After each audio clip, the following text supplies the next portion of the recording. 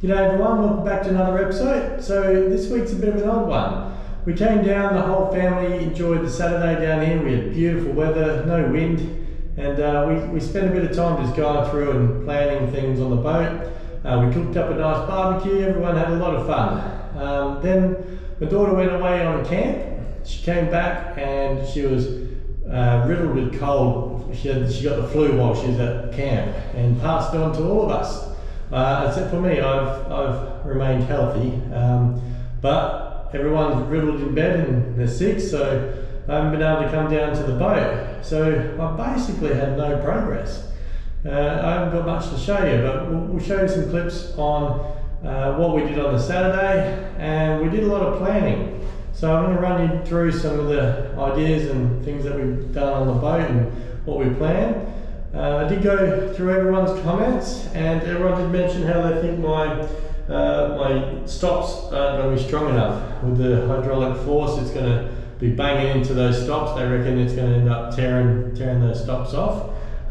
So after reading all that, I agree, and we will be beefing them up. Like I said, it's just great how we get all these comments and people pick up on things that I miss. Because in the end, this boat, it's like a community's come together to put this thing in the water. It's a shame that these sort of hulls, they're so beautiful, these boats, and they just get left here derelict and just ruined. And I even saw one on the internet the other day, a 38-foot steel hull, just got shipped over to scrapwork. That was a beautiful, well-made boat, but the guy just didn't finish it. So it'd be great that the community comes together and we all pull about ideas, because I'm not an expert on everything, and we get all those ideas and it just finishes it off, and it's going to be great in the end. So thanks for that pickup. I thought when I welded them on that they'd be strong enough. I've got a lot of penetration, a lot of weld on there, but yeah, after thinking about it, you know, it's going to have 30 years of banging on those stops. Eventually it probably is going to give way. So we'll put another lateral support going in the opposite direction, just to beef that right up. So that will be done. So thanks everyone. So I'll run you through some of the other bits that we discussed too. So sorry about the darkness, it's getting late and everyone's asleep at home, so I thought I'll sneak out to the boat and film the rest of the episode. So one thing we've got to do is put a floor in here. Let me get a bit further away so you can see. We've got to put this floor in down here. I've got some flat bar, I've got some angle iron. So the problem we do have is this is the level of the floor from original build. That's going to only come out to, it's going to come out to about here. That's the only flat we've got to that level. So then the end of the bed is going to be another 200 mil to the end of the bed, which is going to have to come up on a little bit of an incline. So I can either have a straight floor, bit of an incline at that 200, or I can not have a perfectly level floor and just have it taper from there up to the end of the bed, which I think is probably our best bet. Or I can raise the floor up probably 50 mil and then just have one flat floor level. If I do that, however, I stand by this doorway.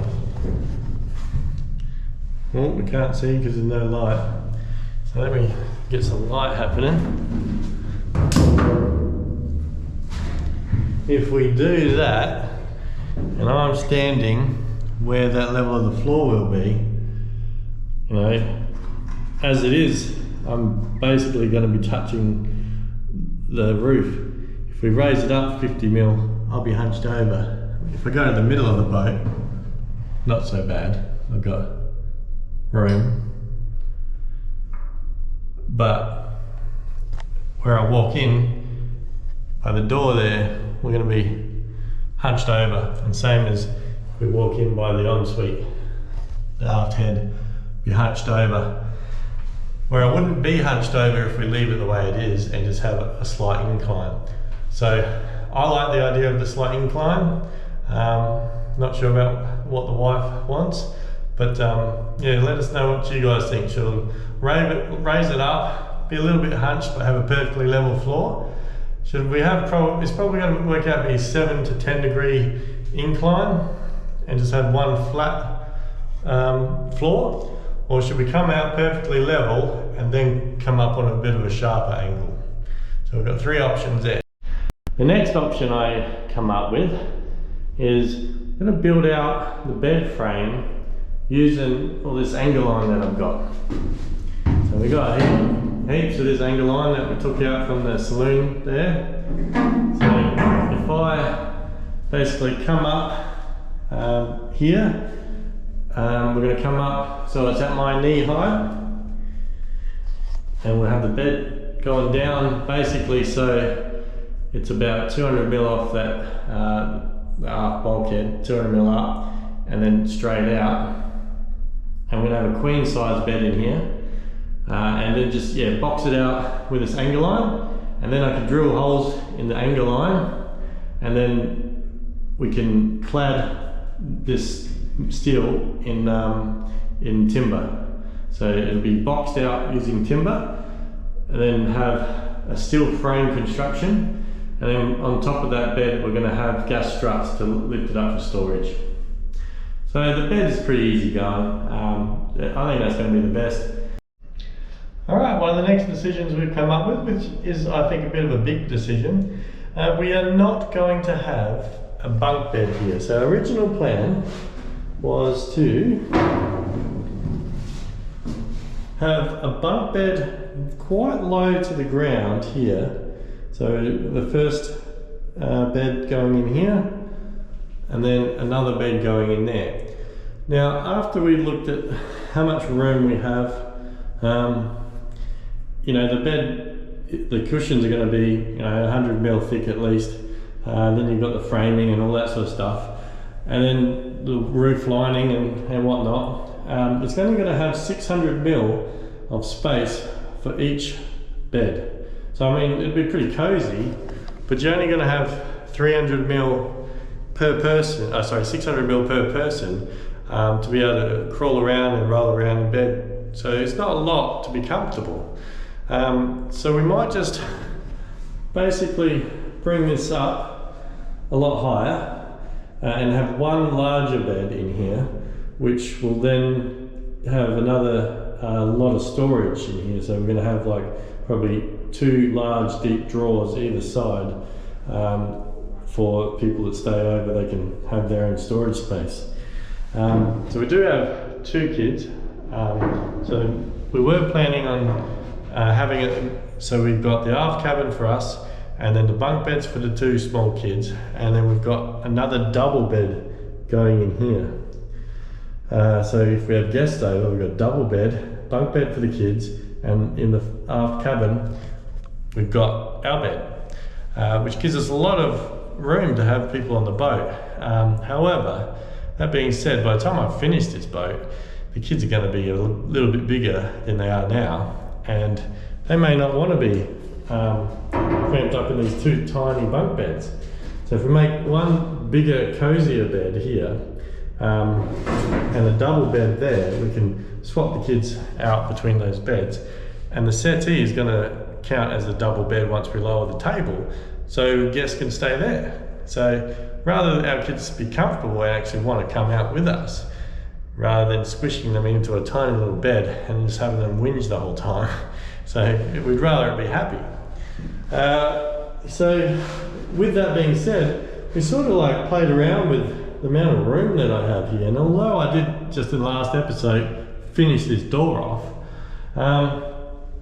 we were looking at how parallel this door is with this door. It's like 100 mil out, which was fine when we were looking at it, but then we were actually like sitting around in this area doing our planning, looking how much depth we've got here, like, and that's a nice comfortable place, so you'd have your head up this end, and then by the time you got down here and put your legs there, it's really tight. So if I sit down here, let's see if I can do it. It's not the most comfortable position, but I'm not going to try and kill myself too. Alright. So, see how the hull's there? And obviously we're going to be insulating and lining that part of the hull. So you'll be out here. There's no room for your feet. So, with that being said, we're probably going to move that door over a little bit. We've got heaps of room on that side, heaps. But see how tight that's getting? Like by the time you're in your bed, that'd be so uncomfortable. But you know, I didn't consider that sort of thing a lot. Like I've spent a lot of time on the boat, but unless you spend some time focusing and planning and just hanging in those areas like we did on Saturday, you don't notice. So I'm going to need to move that door over. So you can see where the original door was. There's like a bit of an arch there. They've basically cut a panel from here, flipped it onto that side, and covered up where the original door was right in the middle. I like that because it gives us more usable headspace, and it gives us that double bed aspect in here. However, it's too far that way. We need to bring it over a little bit. So I may have to cut out all the strips, cut out 100 mil or more on this side, and pop it on that side, and then reframe. Sucks doing things twice, but like I said, we do want things right. With that being said too, that where the foot spacing is if we were to have a the bed down real low as a bunk bed. Now we're lifting the bed up. That chime there is now no longer an issue, and we're going to have more room for the person who's going to have that bed. So we are eliminating one problem already by eliminating the bunk bed, but we do need to move that over a little bit and just give that person here a little bit more room. Alright, so that was one of the other issues we talked about. Alright, one of the jobs I did want to get done this week, which we're going to push out to next week. I wanted to set up, that's why, I wanted to set up the bilge, because it keeps filling up full of water and I have to siphon it out because we don't have windows in here. So we need to start getting this water out the boat. It is sealed up now. Before that just went down into the keel. But yeah, I do have a wet boot now, unfortunately. I just stepped in it, but yeah, we do need to get this bilge water out. So I do have a bilge pump, and now I've got a fitting to go on the bilge outlet. I've got a one-way valve. I call these check valves just because I am a hydraulic fitter and many other types of skills, but they call these one-way valves in the boating industry by the looks of it. Yeah, otherwise known as check valve. And I've got all the hose for the bilge pump. So this is what I want to use as my main bilge. We do have another one there, and there's another one behind that plate. But I am drilling holes in the corners so that they all flow into one big bilge, and I will have a main bilge pump in here and a secondary bilge pump. I have that bilge pump, it's in the shipping container somewhere, and we should get it plumbed up because I'm sick of siphoning it out and we don't need to. So got all the other ancillary items, just got to drill a hole and put that in and then plumb it all up. We'll have to weld on some studs for like the pipes that go up, and yeah, get that all set up. So since I'm not getting onto it this week, I'll tell you the two places that I've been thinking about putting my outlet, and that would be, one is in this corner. So this is going to be the galley, so a bench going across here, oven in that corner, you've got some drawers, whatnot, and then a fridge on this side and a full cupboard. So behind the bench top will be some slide panels that go either the side, and behind those slide panels I'm thinking about putting my outlet sort of up reasonably high here.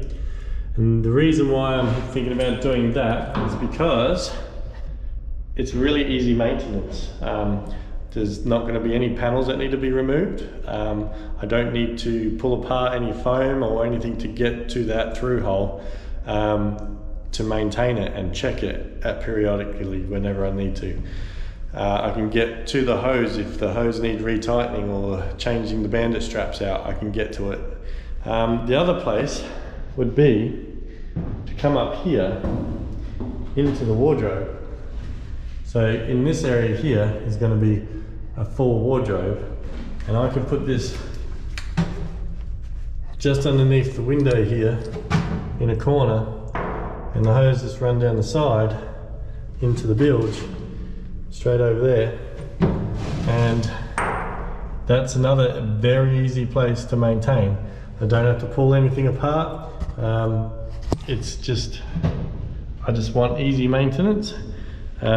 It's easy to get to. I don't have to hide it and make it look pretty. It's behind a big wardrobe door. So that's the two places that I thought about putting it. So let me know which one you think. I think the easiest one would be the one in the kitchen because it's a much more straighter line for the hose.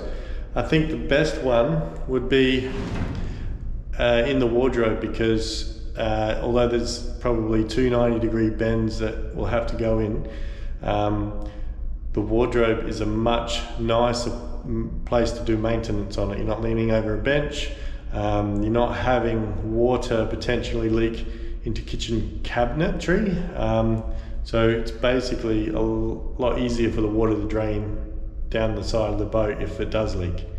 So I think the wardrobe might be the way to go. So for reference, the kitchen will be on the port side and the wardrobe will be on the starboard side. So let me know what you guys think about either one of them.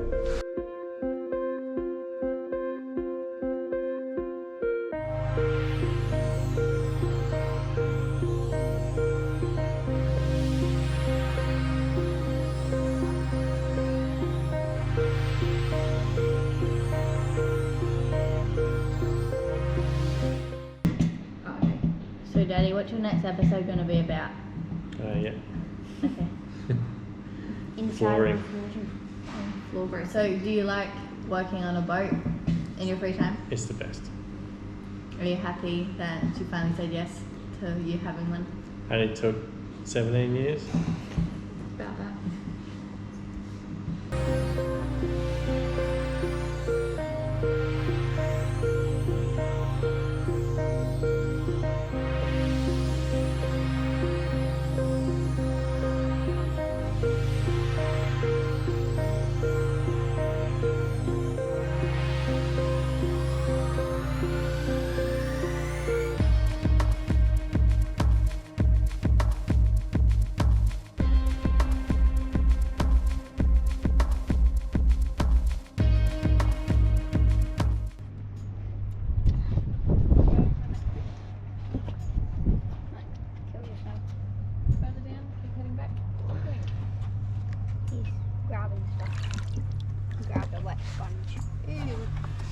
What's that? Put it in our fish tank. No thanks. What is it? It's a sponge. Some clams.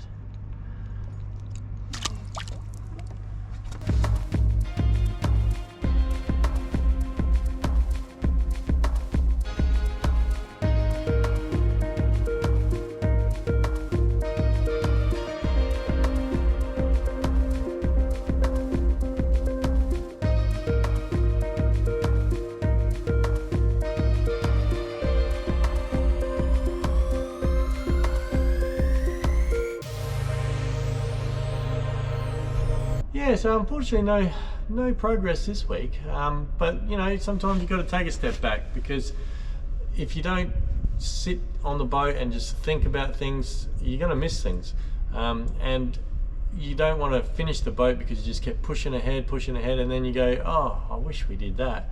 So yeah, we took a step back. Everyone did get sick. We very rarely get sick, so I don't even think anyone in my family has been sick this year. So this is the first time we've come down with something, and I think it's just because my daughter went on a camp, they were freezing cold, and everyone got sick, and they brought it home to us.